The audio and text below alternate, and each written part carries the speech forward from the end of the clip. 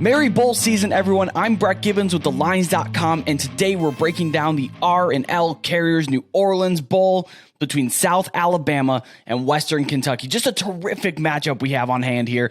What a treat we get early on in the bowl season here. Before we get into it, though, don't forget to hit the like button, subscribe to the Lines YouTube channel as we're here breaking down all 41 bowl games and the national championship this postseason.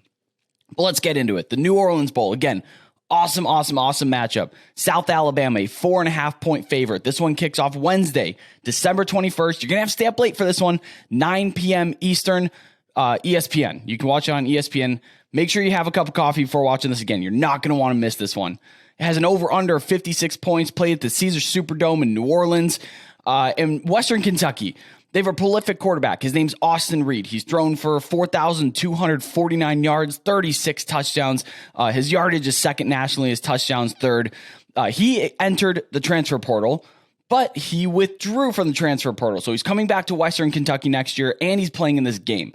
And with offensive coordinator Ben Arbuckle, he's a play caller on offense. He comes from the same system as Zach Kittley. He was a Zach Kittley assistant. And as we know, we saw what Kittley was able to do with Bailey Zappi last year, what he's been able to do with Austin Reed this year. Can't wait to see what he does with them next year, 2 years together in the same system. Just a really prolific quarterback, throws for a ton of yards and touchdowns. So Western Kentucky, another fun watch this year. However, Hilltoppers will be without two starting offensive linemen that hit the portal. Their second leading receiver, David Davis, he's off to the NFL. A starting corner's off to the NFL. So they're down a few key guys. I'm not sure that completely derails their game plan here, though. South Alabama, excellent defensive team. They're 14th in success rate against the pass, 15th in EPA against the pass. They're not allowing a whole lot here. And their two losses this year, they were like an inch away from beating UCLA in Los Angeles, and their other loss was top 25 Sun Belt, champion Troy. So South Alabama taking care of business against just about everybody. So this is a very good football team.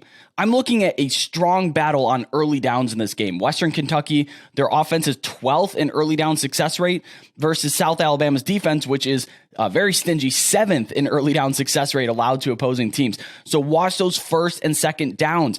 Is Western Kentucky able to move the football, or South Alabama is just going to be a little bit too much on those early downs, getting them to third downs, third and longs, which really puts you behind the eight ball in these kind of games here.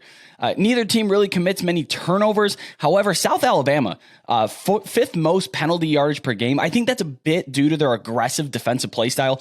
So it's not undisciplined all the time. It's not a disaster, but they do commit penalties because of their defensive play style, their aggressive defense here. So maybe a battle you're not thinking of all that much. You know, we've been talking about Western Kentucky's passing offense and South Alabama's defense. How about South Alabama's passing offense against Western Kentucky's passing defense? The Jags are 22nd in passing success rate on the season, and Western Kentucky's 25th against the pass in EPA. So that's actually a really strong battle on the other side of the ball, that it may come down to these teams needing to rely on secondary units. Their rushing games here may be the difference here, or a rushing defense that steps up, because these two teams are just so well equipped to play each other. It's really fascinating here. South Alabama opened as a 2.5-point favorite, and now that they're 4.5, teams with two or more points of market movement cover 60% of the time. So we do need to keep that in mind, that the market is moving towards South Alabama. It hasn't regressed, it regressed back to Western Kentucky when Austin Reed withdrew from the portal, but it hasn't really gone past that. So if we see late movement in a team, that's really indicative of, well, there's higher limits, so more money's coming in on these, and those are the movements we should be watching. South Alabama has not had that movement since it moved back to 4.5 after Austin Reed said that he was playing in this game. So let's say you're on Western Kentucky here. Just bet them outright.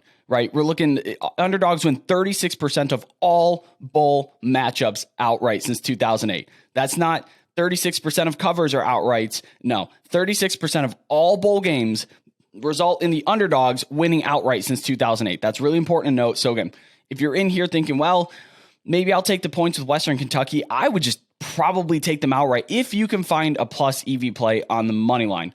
We're also looking at a coaching advantage here for Western Kentucky, and I think that's a reason why I kind of lean into this. Well, maybe you should look into betting them Money line, Tyson Helton. He's coaching his 4th straight bowl game. He's made a bowl game every year in Bowling Green, which is where Western Kentucky is, the secondary Bowling Green, coming from a BGSU graduate here.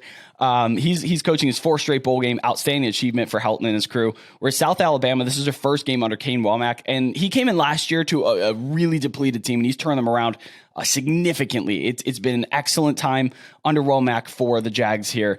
But coaching experience does matter. Those that have the coaching edge cover 58% of the time. They win outright 58% of the time. So just keep an eye on that there. There's a lot of factors pointing here to why I like Western Kentucky outright. So if you're looking for money line, look for plus 170 or better based on the spread. If you convert that to the money line, that's where you're starting to get into a fair line or even a plus EV play here. And again, Western Kentucky was a contrarian pick for me in my confidence pools. They were only picked 21% of the time. I like them a lot. I actually would be comfortable betting them on the money line. If you can find that plus 170, plus 172, there's no harm in waiting a little bit up until kickoff. But if I'm calling a shot here, I'm taking Western Kentucky to win this football game. So hop on over to our Discord channel where you can connect with over 4,000 sports betting fans, get live updates in our college football server. I'm talking opt-outs. I'm talking market movement. We're talking injuries, coaching, anything you need to be prepared to betting your bowl season, winning your confidence pools, just knowing more than your friends, to brag more than your friends. But if you head on over to the hashtag Rolls server, drop an emoji under my name, all of a sudden you'll start getting notifications to your phone every time I place a bet. When I place a bet, I'm putting it in the Discord channel. So please be sure to sign up for our Discord and make sure that your notifications are turned on here. Don't forget to subscribe to the Lines YouTube channel for daily bowl videos just like this one, and comment which side you lean in the game. Are you rolling with the underdog like I am? Or no, South Alabama's way too good. I think they're going to win this game. What are you, crazy? They have 10 wins this year. But thank you so much as always for watching. I'm Brett Gibbons with the Lines, and have a very merry bowl season.